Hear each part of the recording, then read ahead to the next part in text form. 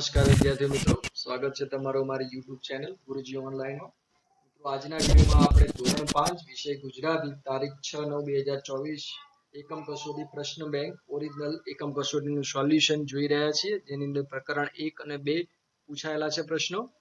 તો પ્રથમ પ્રશ્ન શરૂ કરીએ મિત્રો. વિભાગ 1 પ્રશ્ન 1 ફકરાના આધારે પ્રશ્નોના જવાબ લખો. અહીંયા મિત્રો એક ફકરો આપેલો છે. આ ફકરાનો તમારે અભ્યાસ કરી લેવાનો અને એના આધારે આપણે પ્રશ્નોના જવાબ લખવાના છે. પ્રથમ પ્રશ્ન જોઈએ, રાષ્ટ્રપતિ ભવનમાં શેનું આયોજન થયું હતું? જવાબ, રાષ્ટ્રપતિ ભવનમાં પદ્મશ્રી પુરસ્કાર વિતરણ સમારંભનું આયોજન થયું હતું. બીજો પ્રશ્ન જોઈએ મિત્રો, પુરસ્કાર એટલે શું? તો જવાબ આવશે, પુરસ્કાર એટલે કોઈ ખાસ કૃતિકામ, સિદ્ધિ કે સન્માન માટે વ્યક્તિને આપવામાં આવતો એવોર્ડ.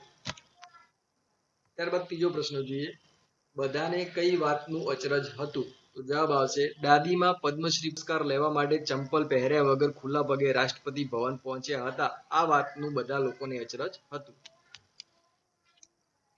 ચોથો પ્રશ્ન જોઈએ મિત્રો, દાદીમાને પદ્મશ્રી પુરસ્કાર માટે શાથી પસંદ કરવામાં આવ્યા? તો જવાબ આવશે મિત્રો, દાદીમાને પદ્મશ્રી પુરસ્કાર કર્ણાટકમાં હુલીકલ અને કુદુર વચ્ચેના 4 કિલોમીટરના રસ્તા પર 385 વટ વૃક્ષનું વાવેતર કરવાને કારણે પસંદ કરવામાં આવ્યા હતા. પાંચમો પ્રશ્ન, પદ્મશ્રી મેળવનાર અન્ય કોઈ મહાનુભાવનું નામ લખો. જવાબ આવશે મિત્રો, હેમંત ચૌહાણ ગુજરાતી જે ગીતકાર છે, અને મોરારી બાપુ જે પ્રસિદ્ધ રામકથાકાર છે. ત્યારબાદ વિભાગ 2 એની અંદર પણ ફકરો આપેલો છે. એ ફકરાના આધારે આપણે પ્રશ્નોના જવાબ લખવાના છે.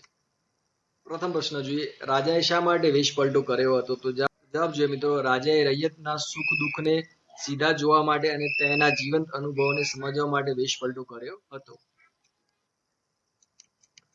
પ્રશ્ન 2, ખેડૂત કાકડી લઈ ક્યાં જાય છે? તો જવાબ, ખેડૂત કાકડી લઈ રાજાને ભેટ આપવા જાય છે. પ્રશ્ન 3, વેચવું અને ભેટ આપવું બંને વચ્ચે શો ભેદ છે? તો જવાબ, વેચવુંનો અર્થ છે વસ્તુ વેચી કમાણી કરવી, જ્યારે ભેટ આપવાનો અર્થ છે કોઈને સહાનુભૂતિ, સન્માન કે કૃતજ્ઞ તરીકે મફતમાં કોઈ વસ્તુ આપવી. પ્રશ્ન 4 જોઈએ, ગધેડાવાળાએ કાકડી શા માટે વેચી નહીં?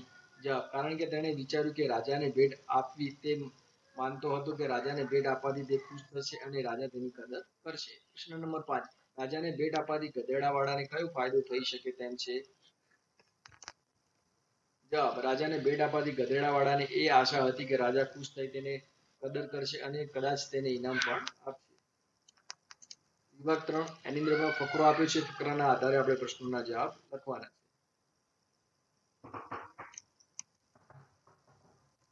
પ્રથમ પ્રશ્ન, બેટમેનનું પાત્ર જગત પ્રસિદ્ધ કઈ રીતે બન્યું? જવાબ, બેટમેનનું પાત્ર ડિટેક્ટિવ 27/1939 પ્રથમ વખત રજૂ કરવામાં આવ્યું. તે પછી વૈશ્વિક સ્તરે પ્રચલિત થયો અને બેટમેનના નામ હેઠળ કોમિક્સ, એનિમેશન ફિલ્મો અને વિડીયો ગેમ્સમાં દર્શાવ્યું, જેના કારણે તે જગત પ્રસિદ્ધ બન્યું.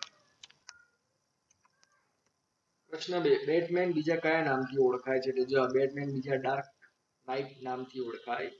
પ્રશ્ન 3, આ ફકરામાં સંદેશા વ્યવહારના કયા કયા માધ્યમનો ઉપયોગ કર્યો છે? તો જવાબ, આ ફકરામાં સંદેશા વ્યવહારના માધ્યમો તરીકે કોમિક્સ, રેડિયો, ટેલિવિઝન અને ફિલ્મનો ઉપયોગ થયો છે. પ્રશ્ન નંબર 4, ફકરામાંથી અંગ્રેજી શબ્દોની નોંધ કરો. તો જવાબ, Batman, DC comics, animation, finger, detective, comics, dark knight, video game વગેરે. પાંચમો પ્રશ્ન, બેટમેન એટલે શું? તો જવાબ, બેટમેન એટલે એક કાલ્પનિક પાત્ર છે. ત્યારબાદ પ્રશ્ન નંબર 2 જોઈએ, ટૂંકમાં જવાબ લખો. વિભાગ 1 પ્રથમ પ્રશ્ન, ઘોડો જળ જંગલમાં કઈ રીતે ચાલતો હતો? તો જવાબ, ઘોડો જળ જંગલમાં ખદુક ખદુક ચાલતો હતો. પ્રશ્ન 2, ચંદુએ ચીસો શા માટે પાડી હશે? તો જવાબ, બિલાડીની બીક લાગતા ચંદુએ ચીસો પાડી. પ્રશ્ન નંબર 3, સોમા પટેલ કાવડમાં પાણી શા માટે લાવી રહ્યા છે? જવાબ, વડલાને અને 4-5 પીપળાને પાણી પીવડાવવા માટે સોમા પટેલ કાવડમાં પાણી લાવી રહ્યા હતા.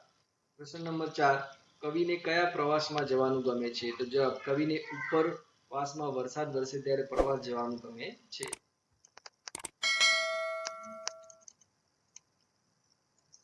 પ્રશ્ન નંબર 5, વરસાદ લેખકને પજવે છે કારણ કે?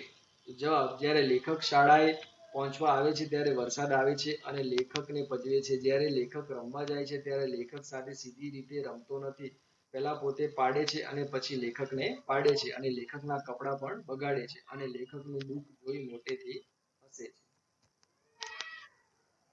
વિભાગ 2 જોઈએ મિત્રો. ફિયોના ધમાચકડી અને તોફાની મસ્તીથી શા માટે અજાણ હતી? તો જવાબ, 2 પેઢી પહેલાના રૂઢિ રિવાજ મુજબ સાસુ વહુ ફિયોનાને ઉછેરતા, તેથી ધમાચકડી અને તોફાન મસ્તીથી એ સાવ અજાણ હતી. પ્રશ્ન નંબર 2, બતક અને ભેંસ વરસાદથી શા માટે ખુશ થઈ જાય છે? તો જવાબ, બતક પાણીમાં રહેતું હોવાથી વરસાદ પડે તો તેને પણ પાણીમાં તરવાની મજા પડે છે. ભેંસનું શરીર રંગે કાળું તેમજ ભારે હોવાથી તેને વધુ ગરમી લાગે છે. વરસાદ પડવાથી તેને પણ ગરમીમાં રાહત થાય છે. બસ આ જ કારણે બતક અને ભેંસ વરસાદથી ખુશ રહેતા હશે. પ્રશ્ન નંબર 3, સૂતેલી ગોપી શાથી જાગી જાય છે?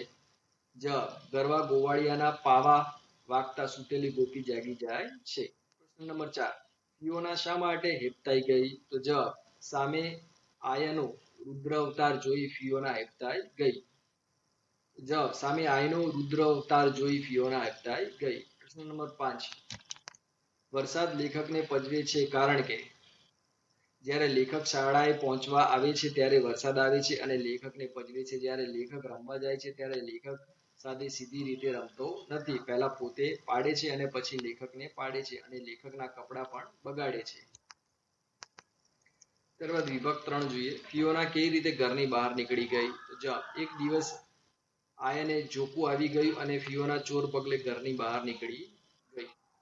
પ્રશ્ન નંબર 2, કાતરિયામાં બિલ્લી શા માટે છુપાઈને બેઠી હતી? તો જવાબ, ઉદરડીને પકડવા બિલ્લી કાતરિયામાં છુપાઈને બેઠી હતી. પ્રશ્ન નંબર 3, રમેશ અને ચંદુએ ફિલ્મ જોવા માટે કઈ રીતે પડદો પાડ્યો? તો જવાબ, રમેશ અને ચંદુએ ફિલ્મ જોવા માટે મમ્મી પાસેથી દોરી અને પપ્પાની લુંગી લઈ પડદો બાંધ્યો. પ્રશ્ન નંબર 4, નદીનું વહેણ જે તરફથી આવતું હોય તે પ્રદેશને શું કહેવાય છે? તો જવાબ, નદીનું વહેણ જે તરફથી આવતું હોય તે પ્રદેશને ઉપરવાસ કહેવાય.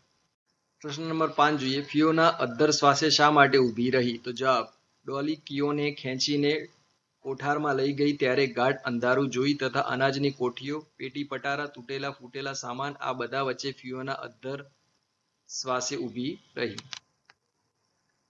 ત્યારબાદ પ્રશ્ન નંબર 3, નીચેના કૌંસમાંથી યોગ્ય ક્રિયા વિશેષણ પસંદ કરી ખાલી જગ્યા પૂરો. વિભાગ A, અહીંયા મિત્રો કૌંસમાં જવાબ આપેલા છે એ એમાંથી સાચો જવાબ તમારે ખાલી જગ્યામાં પૂરવાનો છે. પ્રથમ ખાલી જગ્યા જોઈએ. વર્ગમાં તોફાન કરતા બાળકો સામે શિક્ષક ખાલી જગ્યા જોઈ રહ્યા હતા. તો એકી થશે જવાબ આવશે. પ્રશ્ન 2, દિવ્યા રાત્રે ખાલી જગ્યા સુધી વાંચતી હતી તેથી વહેલી ઉઠી શકી નહીં. તો જવાબ આવશે મોડા.